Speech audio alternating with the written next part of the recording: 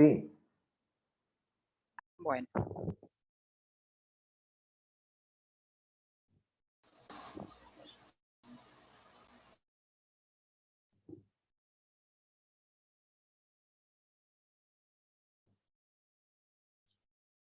Bueno, como dijo el doctor, les voy a hablar un poco de los hallazgos por imágenes en los pacientes con COVID.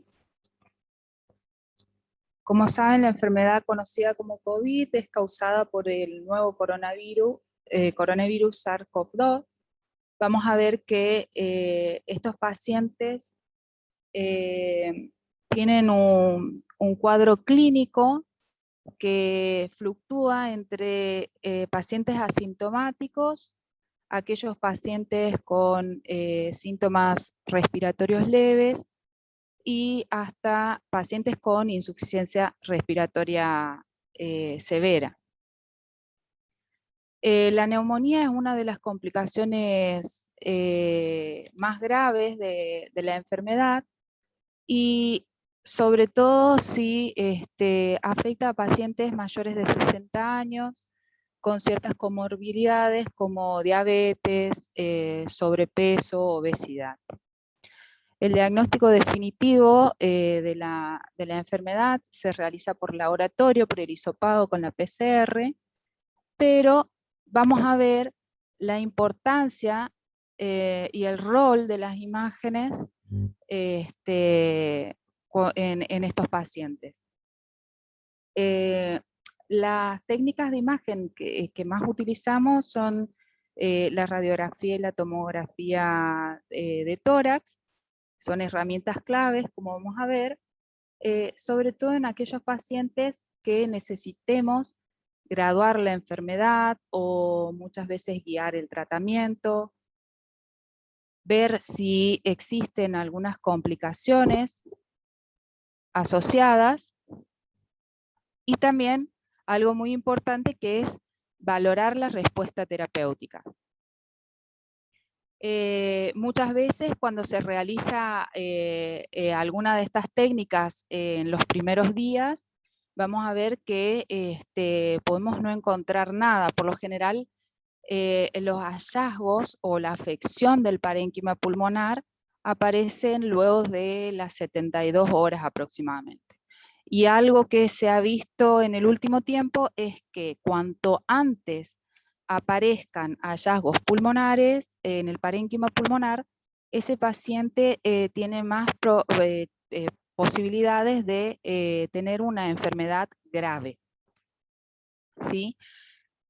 Algo que es importante que les quede claro es que tanto la radiografía como la tomografía no está indicada para, como método de screening o de tamizaje, ¿sí?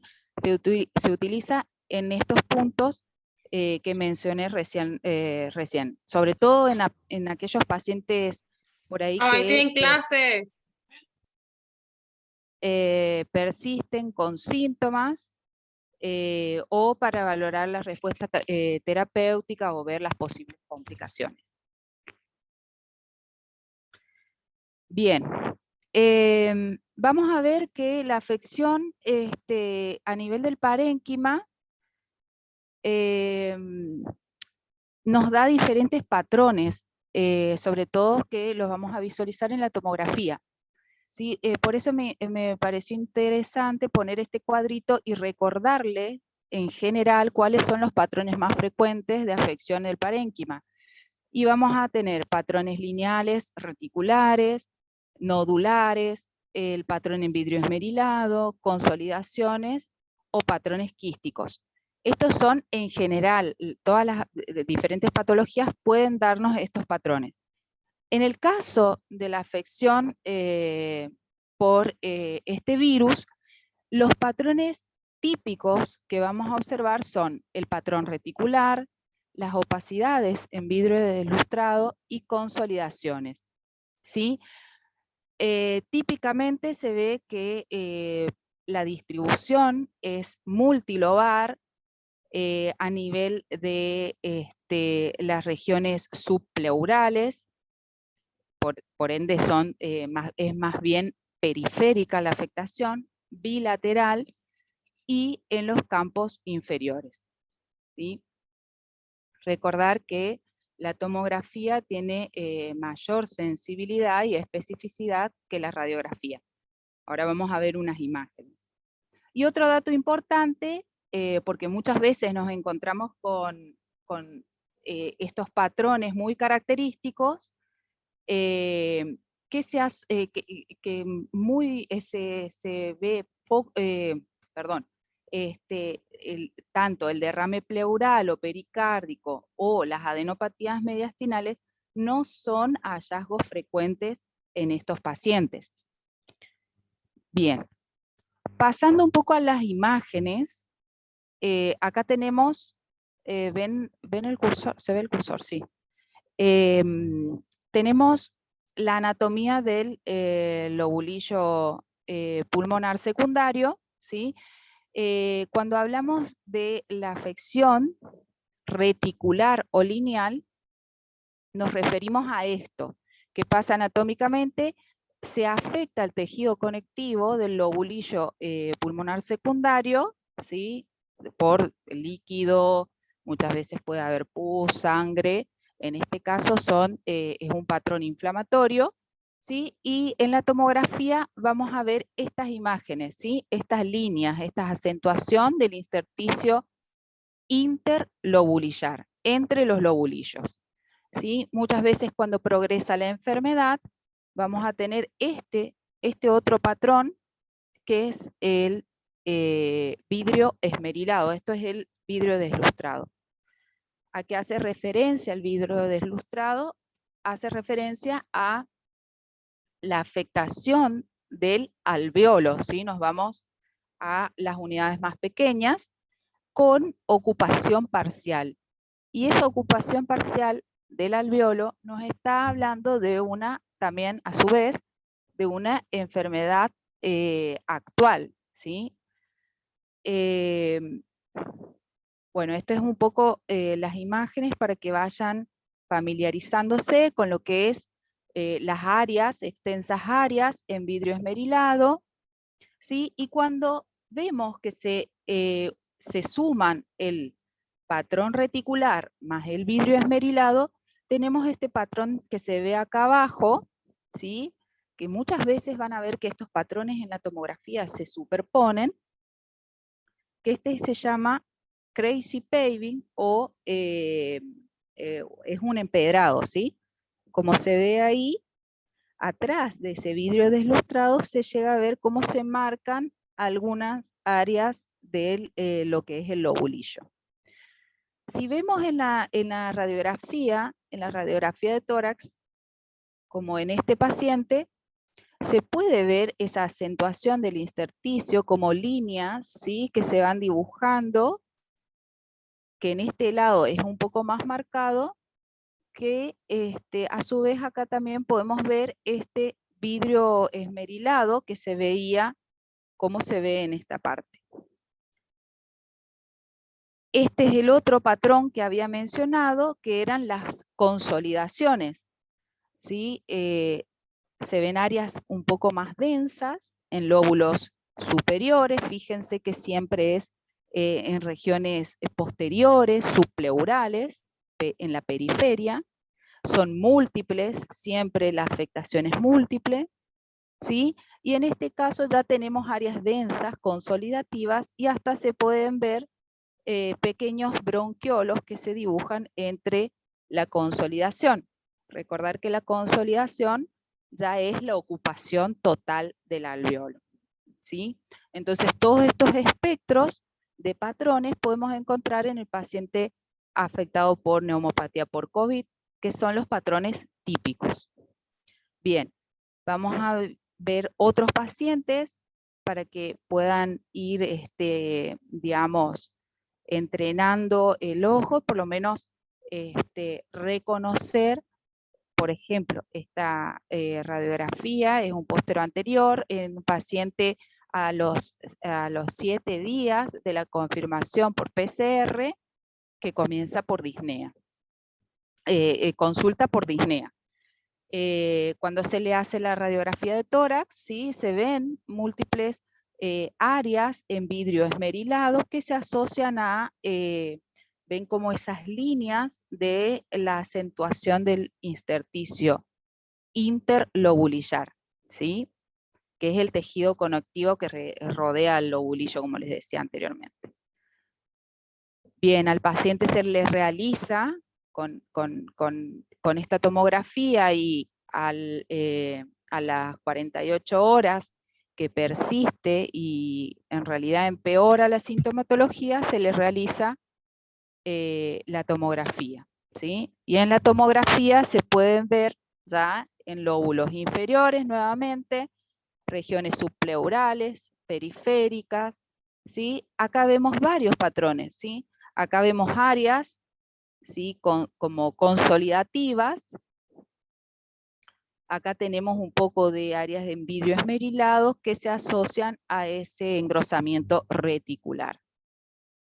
Acá podemos ver mejor digamos, esos múltiples patrones que podemos encontrar en el mismo paciente. Acá tenemos otra paciente, consulta ya con también diagnóstico por PCR confirmado, ¿sí?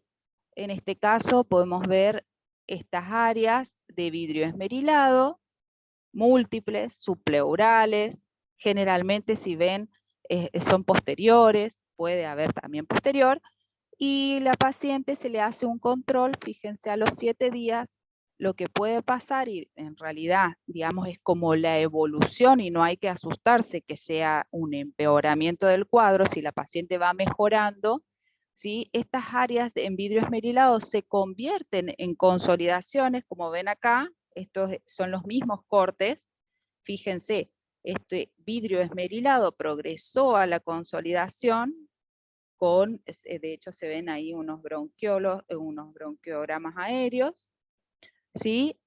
Y por lo general, luego este paciente, si le hacemos a las 2 semanas, quizás vuelvan a verse áreas en vidrio esmerilado, porque esos componentes inflamatorios van nuevamente disminuyendo hasta ir mejorando el parénquima.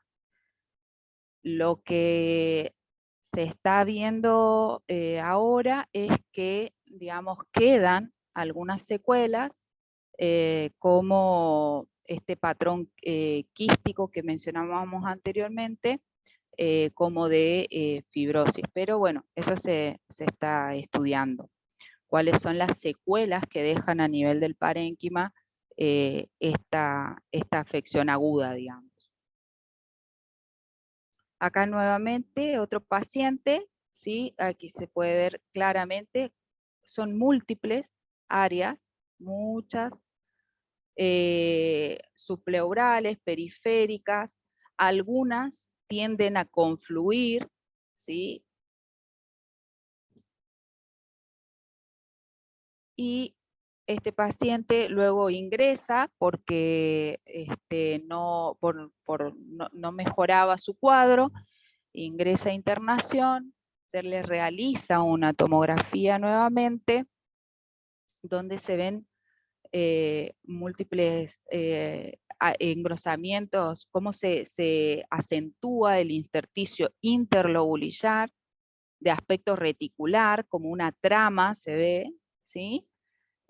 Con esas áreas de mayor densidad, ¿sí? Entonces se decide realizar la tomografía para ver cómo seguir, qué terapéutica o si tenían que tomar otra decisión, y por eso es ahí donde las imágenes son tan importantes para reevaluar ese paciente, y nos encontramos con esto, ¿no? Múltiples consolidaciones, acá hay como áreas quísticas, se asocian a broncograma aéreo y algunas bronquiectasias, ¿sí? Siempre, como ven, afecta periferia, ¿sí? Y en este caso, como les decía, no solamente afecta a los lóbulos inferiores, sino también los lóbulos superiores se ven muchas veces afectados y también nos permite la tomografía, en este caso, graduar si este paciente tiene una afección, digamos, del parénquima, que sea leve, moderada, severa. ¿Sí? En este caso tenemos un paciente que tiene afectado bastante los lóbulos superiores y los inferiores, entonces estamos hablando de una afectación extensa del parénquima pulmonar. Bueno, para terminar vamos a recordar el papel que tienen las diferentes técnicas de imagen en estos pacientes.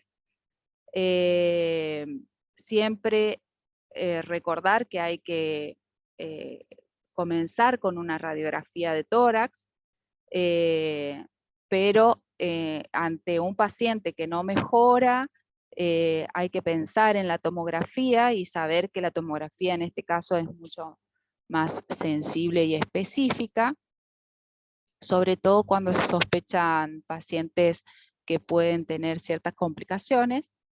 Y cuáles son los patrones más característicos en estos pacientes, como las opacidades en vidrio esmerilado, cómo es su distribución, que afecta típicamente a ambos parénquimas pulmonares, y la localización subpleural. Y bueno, y esto que les mencioné de los posibles cambios fibróticos en el paciente post-COVID es algo que todavía se está revisando. Y muy bien, eso es todo. Profe, ¿qué había dicho del COVID? Lo último que dijo del COVID.